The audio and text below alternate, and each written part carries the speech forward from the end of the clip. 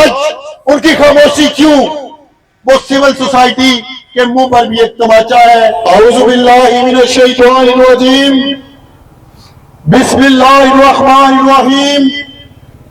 ہم خادم دین محمد کے ایک رب کی عبادت کرتے ہیں، ناپاک کافر سوچوں کو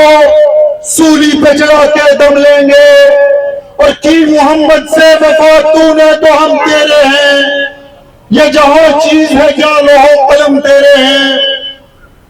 میں سب سے پہلے آج اس عظیم الشان قرآن چین جو کہ مسلم طلبہ محاذ پاکستان، جو کہ پاکستان بھر کی طلبہ تنظیموں کا اتحاد ہے، اس کی جانب سے جب یہ دیکھا گیا کہ سویڈن میں ایک بلون نے نماز اللہ قرآن کی بے حرمتی کی، تو پاکستان کے اسلام پسند نوجوان، ہماری آنکھیں یہ منظر دیکھنے سے قاصر تھی۔ ہم نے یہ فیصلہ کیا کہ ہم ایک تاریخ کا اعلان کرنے جا رہے ہیں۔ ہم مسلم طلبہ محاذ پاکستان حرمت قرآن تحریک کا اعلان کرنے جا رہی ہے۔ اسی سلسلے کی پہلی کڑی ہم نے آج اپارا چوک میں اللہ کے فضل و کرم سے میں یہ خراج تحسین پیش کرتا ہوں اپنے تاجروں کو، اپنے طلباء کو، اپنے نوجوان ساتھیوں کو، اور کس وکلا کو، کس شعبے کا نام لوں نہ لوں،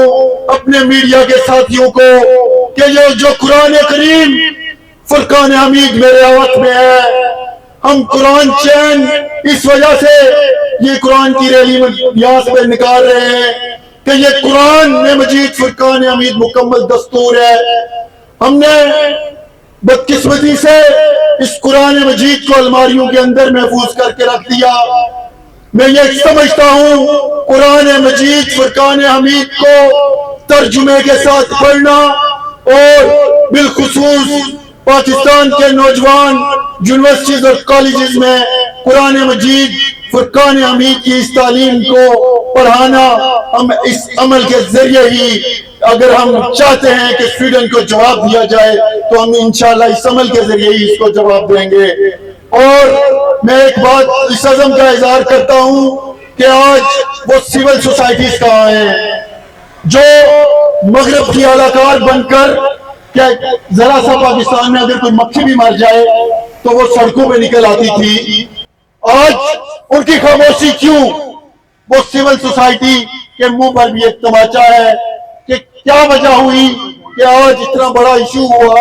کہ سویڈن میں گستاخی کی گئی اور آپ کی زبان چپ سادھی ہوئی ہے۔ میں یہ سمجھتا ہوں مسلم طلبہ محاذ پاکستان اس عزم کا اظہار کرتی ہے کہ ہم دنیا کے تاج و تخت، دنیا کے عہدوں کو ایک طرف رکھ کر، اپنی سیاست کو ایک طرف رکھ کر، اپنی تمام تر چیزوں کو ایک طرف رکھ کر اس عزم کا اظہار کرتے ہیں کہ جب بھی ختم نبوت کی بات ہو، ناموس صحابہ کی بات ہو، اشعار اسلام کی بات ہو، مسلم طلبہ محاذ نے ہمیشہ امت کی آواز بنی ہے۔ انشاءاللہ ہم پہلے بھی ہم نے امت کی ترجمانی کی، ہم آئندہ بھی امت کی ترجمانی کرتے رہیں گے۔ میں اپنی اس بات کے ساتھ اپنی بات کا اختتام کروں گا کہ آج پاکستان اور ریاست پاکستان کے ساتھ نوجوانوں کا جو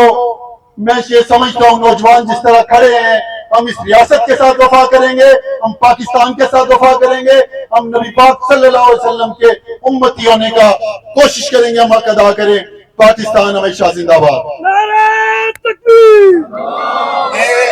آنے والے مقررین سے ایک بار پھر ملتمس ہوں